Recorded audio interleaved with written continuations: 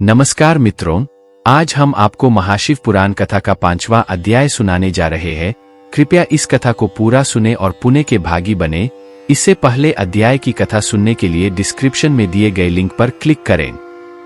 5वां अध्याय, बिंदुक का पिशाच योनि से उद्धार। सूत जी बोले, शौनक, एक दिन चंचुला आनंद में मग्न उमा देवी के पास गई और दोनों हाथ जोड़कर उनकी स्तुति करने लगी। स्कंद माता उमा, आप सभी मनुष्यों एवं देवताओं द्वारा पूज्य तथा समस्त सुखों को देने वाली है। आप शंभु प्रिया है। आप ही सगुना और निर्गुणा है। सच्चिदानंद स्वरूपिणी, आप ही प्रकृति की पोषक है। हे माता, आप ही संसार की सृष्टि, पालन और सहार करने वाली है। आप ही ब्रह्मा, विष्णु और महेश को उत्तम प्रतिष्ठा देने वाली परम शक्ति है। सूत जी कहते हैं, शौनक, सद्गति प्राप्त चंचुला इस प्रकार देवी की स्तुति कर शांत हो गई। उसकी आंखों में प्रेम के आंसू उमड़ आए। तब शंकर प्रिया भक्तवत्सला उमा देवी ने बड़े प्रेम से चंचुला को चुप कराते हुए कहा, सखी चंचुला, मैं तुम्हारी स्तुति से प्रसन्न हूँ। बोलो, क्या वर मांगती हो? मेरे पति बिंदुग इस समय कहाँ है? उनकी कैसी गति हुई है? मुझे बताइए और कुछ ऐसा उपाय कीजिए ताकि हम फिर से मिल सकें। हे महादेवी, मेरे पति एक शूद्र जाति वेश्या के प्रति आसक्त थे और पाप में ही डूबे रहते थे। सूत जी कहते हैं, शौनक, गौरी देवी की यह बात सुनकर चंचुला अत्यंत दुखी हो गई।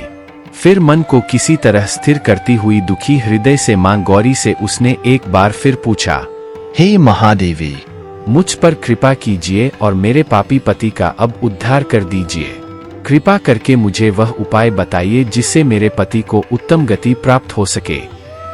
गौरी देवी ने कहा, यदि तुम्हारा पति बिंदुक शिव पुराण की पुण्यमयी उत्तम कथा सुने तो वह इस दुर्गति को पार करके उत्तम गति का भागी हो सकता है।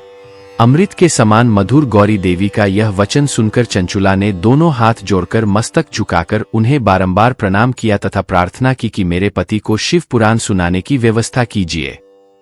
ब्राह्मण पत्नी चंचुला के बार बार प्रार्थना करने पर शिव प्रिया गौरी देवी ने भगवान शिव की महिमा का गान करने वाले गंधर्वराज तुम्बुरो को बुलाकर कहा, तुम्बुरो, तुम्हारी भगवान शिव में प्रीति है। तुम मेरे मन की सभी बातें जानकर मेरे कार्यों को सिद्ध करते हो। तुम मेरी इस सखी के साथ विंध्य पर जाओ। वहां एक महाघोर और भयंकर पिशाच रहता है। पूर्व जन्म में वह पिशाच बिंदुग नामक ब्राह्मण मेरी इस सखी चंचुला का पति था। वह वेश्यागामी हो गया। उसने स्नान संध्या आदि नित्यकर्म छोड़ दिए। क्रोध के कारण उसकी बुद्धि भ्रष्ट हो गई।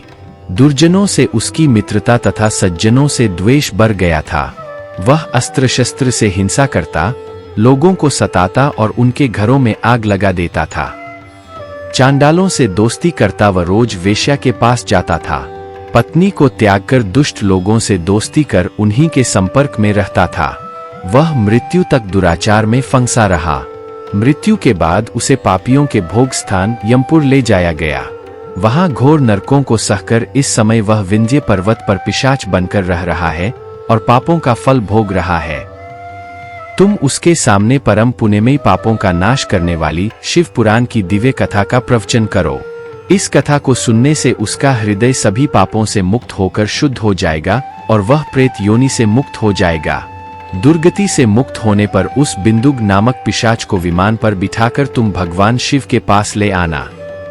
सूत जी कहते हैं, शौनक, मान उमा का आदेश पाकर गंधर्वराज तुम्बुरो प्रसन्नतापूर्वक अपने भाग्य की सराहना करते हुए चंचुला को साथ लेकर विमान से पिशाच के निवास स्थान विंध्य पर्वत गया।